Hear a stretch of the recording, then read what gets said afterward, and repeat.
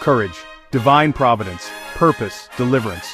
And who knows whether you have come to the kingdom for such a time as this? Esther 4:14. The setting: Persia, 5th century BC. The Persian Empire stretches across 127 provinces, ruled by King Xerxes, a powerful yet impulsive king. In Esther chapter 1, during a lavish 180-day feast, Xerxes commands Queen Vashti to appear before guests to showcase her beauty. She refuses, resulting in her banishment. With Vashti gone, the king's officials propose a royal search. Let a search be made for beautiful young virgins for the king. Esther 2:2, a nationwide beauty contest ensues. The women are summoned, not by choice, but by royal command. Among them is a young Jewish orphan, Hadassah, also known as Esther. She's a Jew living in exile. She's an orphan, raised by her cousin Mordecai. She has no royal blood, no voice in politics, and no social standing, but she's beautiful, wise, humble, and most importantly, positioned by God. Esther had not revealed her people or family, for Mordecai had charged her not to. Esther 2:10. Each woman undergoes 12 months of preparation before seeing the king, 6 months with oil of myrrh, 6 months with perfumes and cosmetics. Esther 2:12. This season wasn't just physical, it was spiritual. Esther wasn't just being beautified for royalty, she was being refined for destiny. She gains favor from Haggai, the keeper of the women, who fast-tracks her to the best quarters and treatment. Esther 2:9. She moves with grace and restraint, asking for nothing except what was advised. The king loved Esther more than all the other women, so he set a royal crown on her head and made her queen. Esther 2:17. Esther wins not by manipulation or ambition, but by divine favor and quiet obedience. She becomes queen of Persia, yet even she doesn't know. Her crown isn't just about royalty, it's about rescue.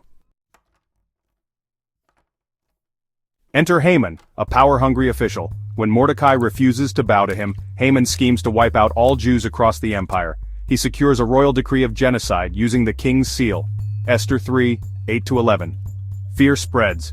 The Jewish people mourn in sackcloth and ashes. Mordecai urges Esther to speak to the king on behalf of her people, but there's a catch.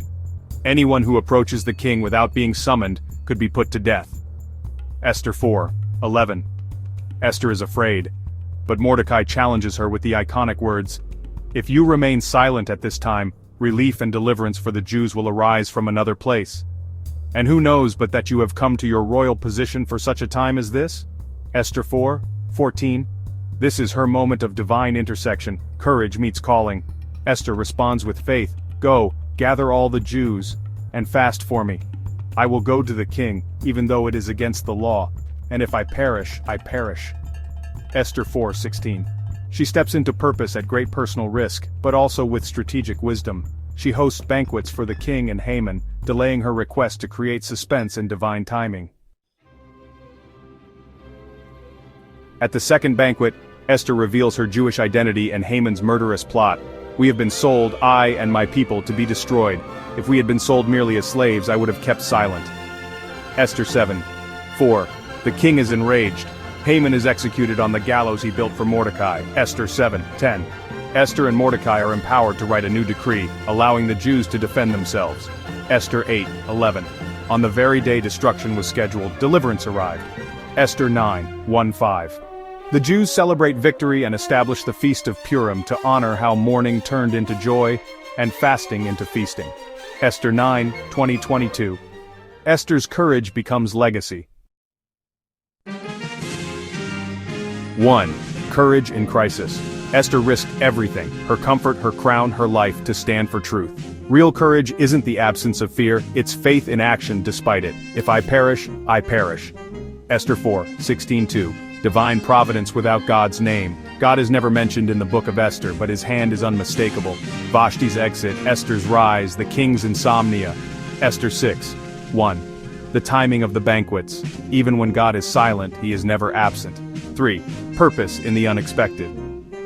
Esther was an ordinary girl. She didn't seek power, but her position became her platform for deliverance. You don't have to be extraordinary, just willing. We are God's workmanship, created in Christ Jesus for good works. Ephesians 2:10. Esther's story shows that you don't have to be perfect to be used by God. Your current position, job, role, circumstance might be your divine assignment. Your influence is not accidental, it's entrusted. Esther's life asks us a question we all must answer. Will you stay silent in safety or speak up in courage and purpose? God may be calling you right where you are to be a voice, a light, a deliverer. God doesn't need your platform, He needs your yes. Your crown is your calling. Wear it with courage. You were made for such a time as this.